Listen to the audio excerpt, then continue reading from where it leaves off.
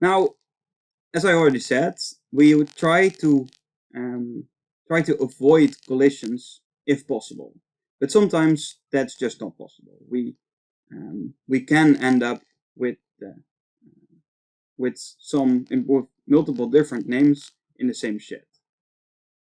So we have two ways of dealing with collisions, or at least two are discussed in the book, namely separate chaining and open addressing. In separate chaining, we basically have a secondary container or map in each bucket. So this would mean we basically put sheds behind the shed if it was full. And then we still, if we have to get to the first shed, we still find all the other sheds behind it.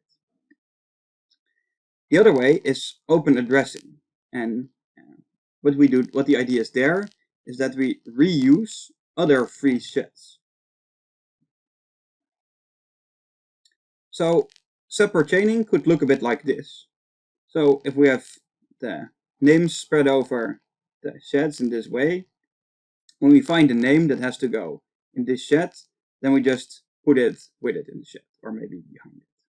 And if we find another, then we also just put it with it. So this becomes basically a list of objects instead of a single object.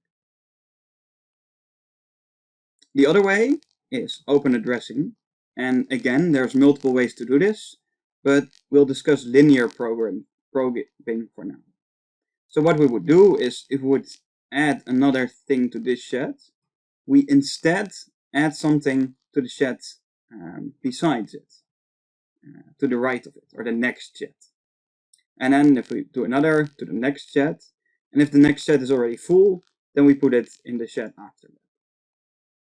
So of course, if we the names are then in the wrong shed, so we have to do some magic to make this still work.